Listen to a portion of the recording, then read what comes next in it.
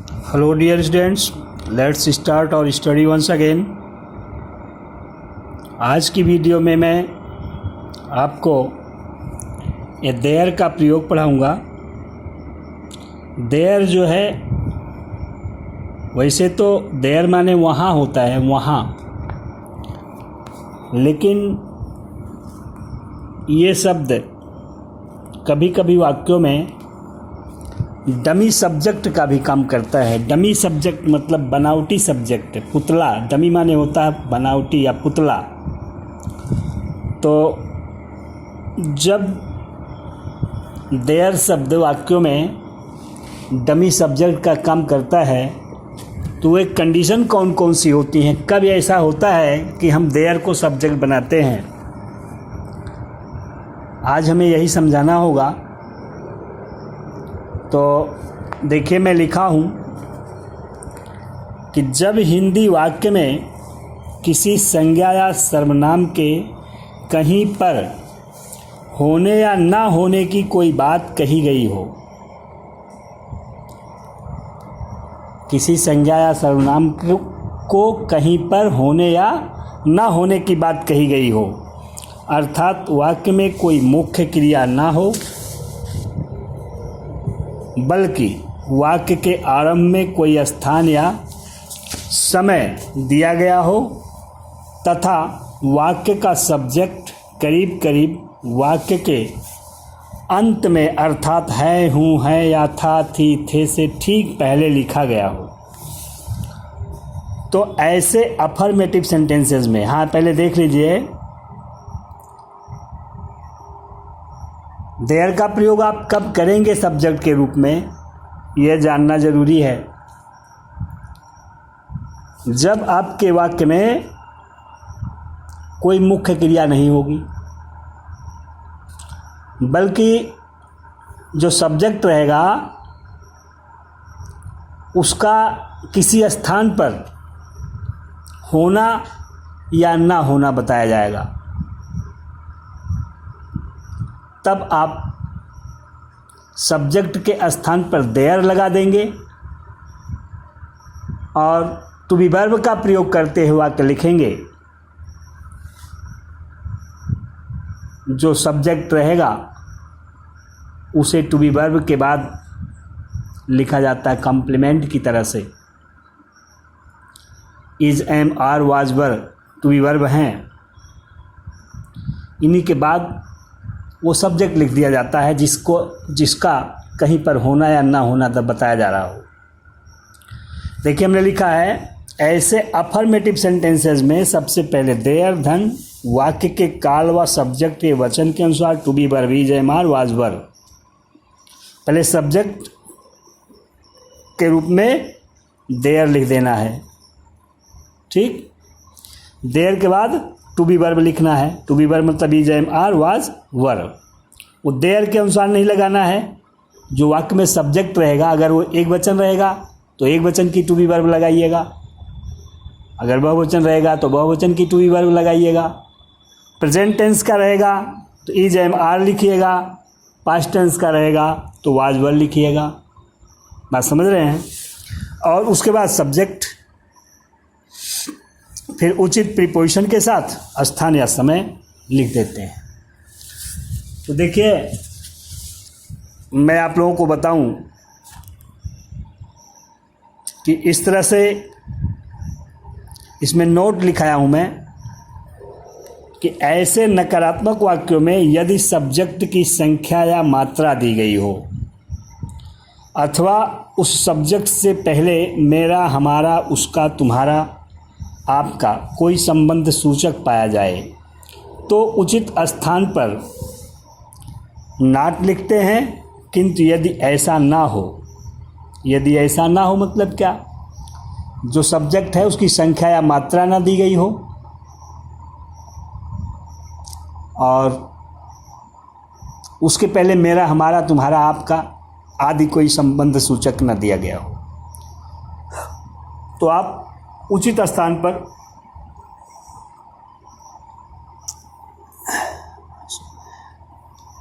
हाँ, ये मैं बताना चाह रहा था कि यदि वाक्य में सब्जेक्ट की संख्या या मात्रा दी गई हो, या सब्जेक्ट के ठीक पहले मेरा, मेरी, मेरे, हमारा, हमारी, हमारे, तुम्हारा, तुम्हारी, तुम्हारे, आपका, आपकी, आपके, उसका, उसकी, उसके, उनका, उनकी, उनके, इनमें से कोई शब्द अगर ना दिया गया हो तब तो आप, अगर ये सभी शब्द दिए गए हों तब तो आप उचित स्थान पर नॉट लगा देंगे। यदि सब्जेक्ट की संख्या या मात्रा दी गई हो अथवा सब्जेक्ट से ठीक पहले मेरा, हमारा, तुम्हारा आदि कोई संबंध सूचक दिया गया हो तब तो उचित स्थान पर नॉट लगा देते हैं। और यदि सब्जेक्ट की संख्या मात्रा ना दी गई हो, उसके पहले मेरा, हमारा, तुम्हारा, आपका आदि कोई संबंध सूचक ना दिया गया हो, तो बिल्कुल अफर्मेटिव सेंटेंस वाला प्लेसमेंट ऑफ वर्ड्स लगाया जाता है। अफर्मेटिव सेंटेंस की तरह से उसे लिखा जाता है, केवल उस सब्जेक्ट को लिखने से पहले नो लगा देंगे बस। ये देखो, जैसे हमने लिखा है, नो और नॉट का उदाहरण मौखिक रूप से ही आपको बताते हैं। जैसे कहा जाए कि उसके मुंह में दांत नहीं था, तो दांतों की संख्या नहीं दी जा रही है तो नो लगा दिया जाएगा। अगर कहा जाए उसके मुंह में 32 दांत नहीं था तो दांतों की संख्या दी गई है, तब आप नॉट लगा देंगे। जैसे कहा जाए कि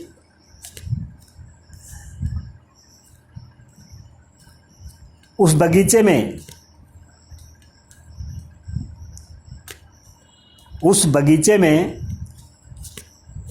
स्वादिष्ट फल नहीं थे, उस बगीचे में स्वादिष्ट फल नहीं थे, तो इसका मतलब स्वादिष्ट फलों की संख्या तो दी नहीं गई है, नो का प्रयोग किया जाएगा। लेकिन अगर कहा जाए कि उस बगीचे में ढेर सारे फल नहीं थे तो नॉट का प्रयोग किया जाएगा। कहा जाए बाल्टी में 3 लीटर दूध था, बाल्टी में 3 लीटर दूध नहीं था, तो 3 लीटर मात्रा दी गई है, नॉट लगाएंगे। अगर कहा जाए नदी में पानी नहीं था तो पानी की मात्रा नहीं दी गई है, तब नो लगाएंगे। ठीक, चलिए उदाहरण के माध्यम से समझा जाएगा। जैसे पहला उदाहरण देखो, लिखा है इस कक्षा में 52 विद्यार्थी हैं। इस कक्षा में 52 विद्यार्थी हैं। इस वाक्य में देयर का प्रयोग होगा, क्यों होगा उसका तर्क जानिए। क्योंकि इस वाक्य में कोई मुख्य क्रिया नहीं है, ठीक है, और 52 विद्यार्थियों का होना, कक्षा में 52 विद्यार्थियों का होना दर्शाया जा रहा है। ठीक, तो है मतलब ई जयमाल में से एक लगाया जाएगा। अब चूंकि सब्जेक्ट इसमें कौन है, 52 विद्यार्थी,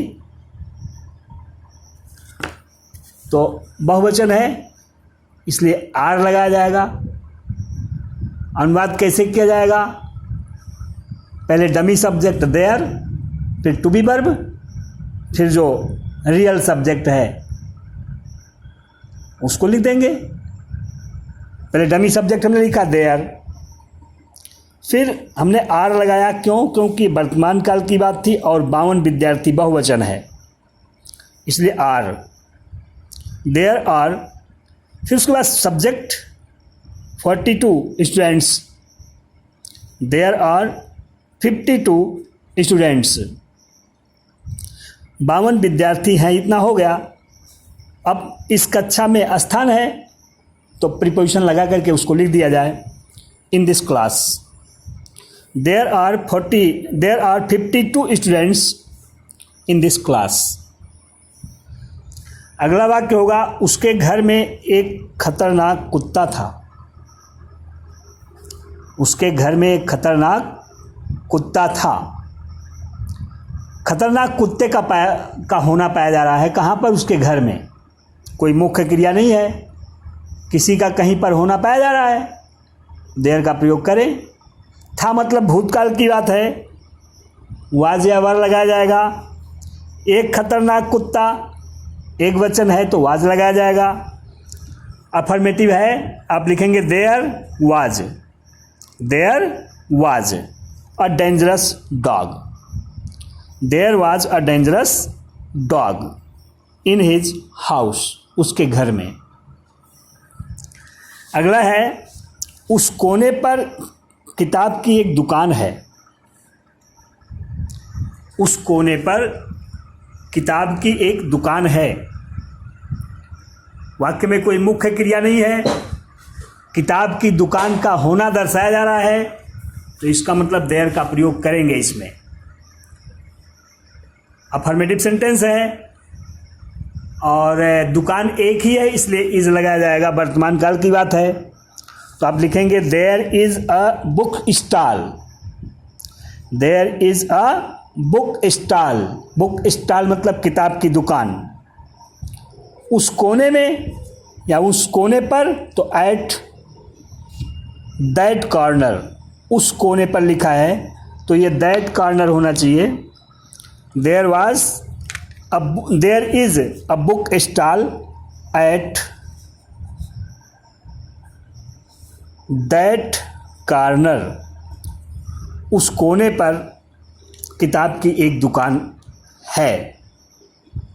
ठीक।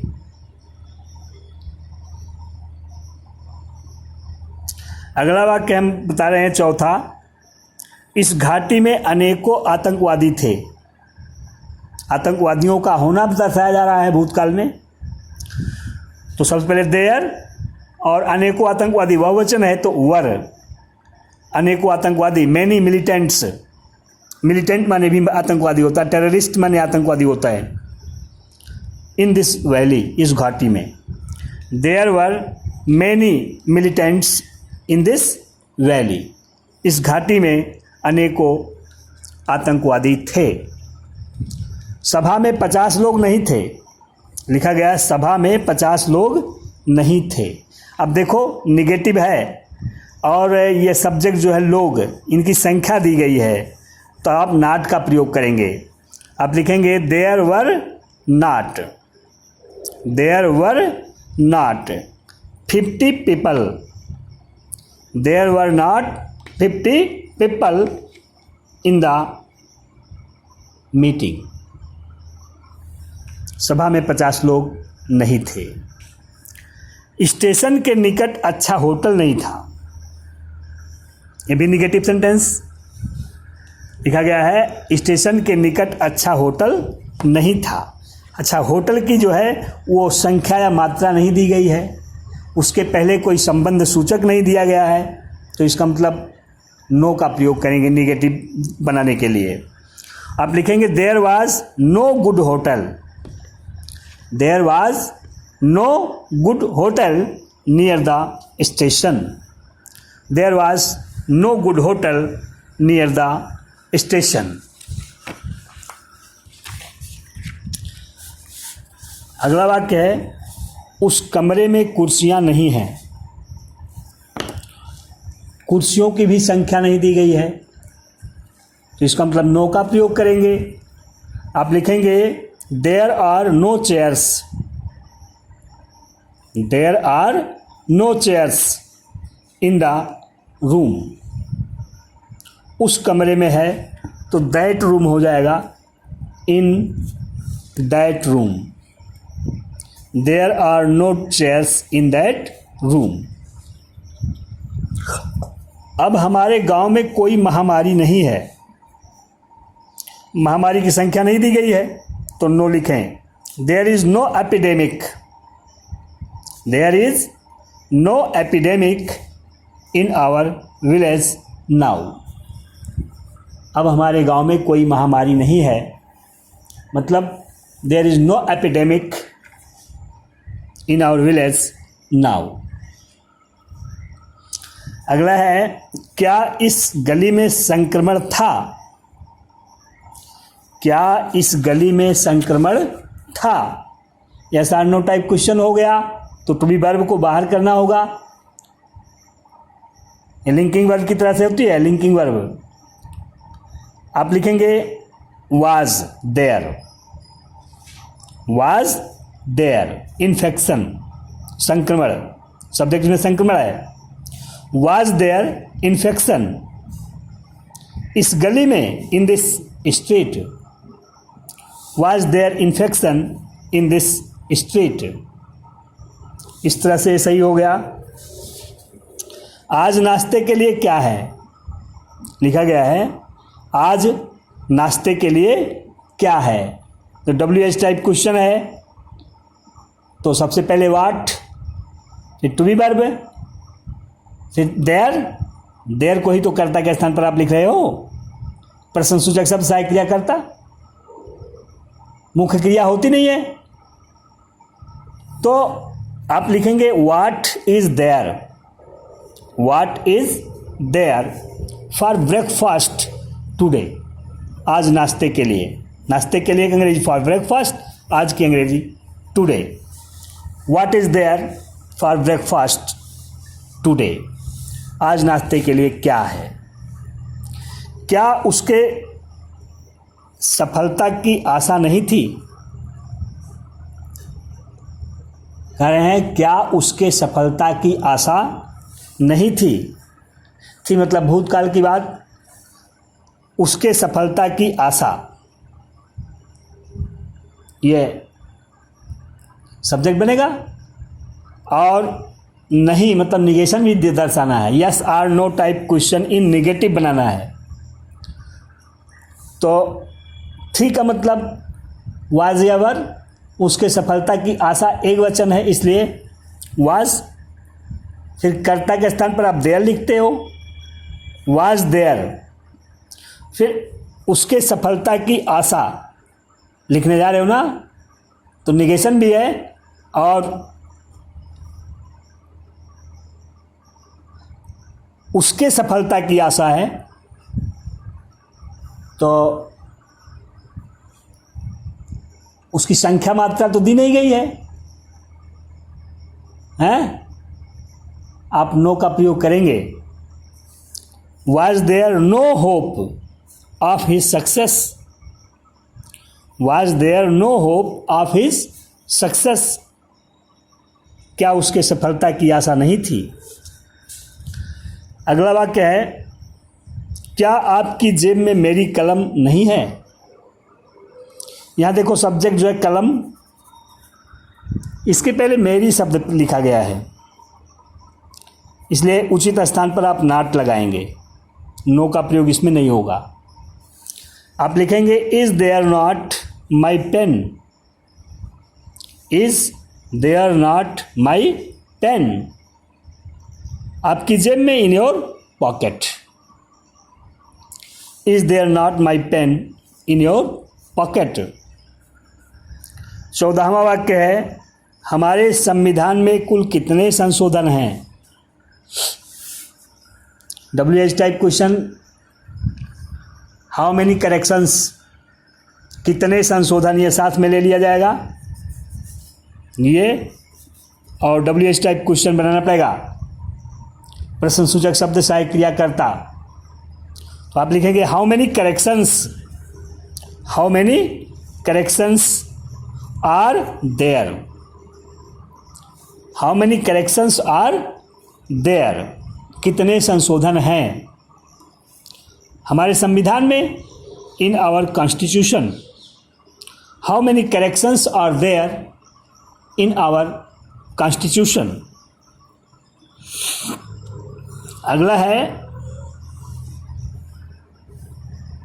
उसके मुंह में 32 दांत क्यों नहीं थे।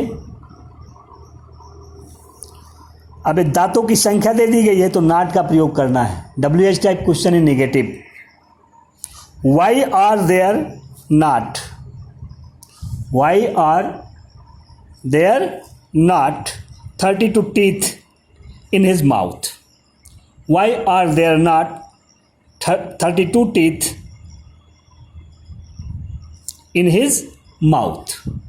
इस तरह से देयर का एक प्रयोग आपको मैं पढ़ाया। देयर का एक प्रयोग और होता है लेकिन उसे आपको अभी नहीं पढ़ाऊँगा, बाद में मौका मिलेगा तो पढ़ा दिया जाएगा। अब अगली वीडियो में आपको मैं इट का प्रयोग पढ़ाऊँगा। धन्यवाद।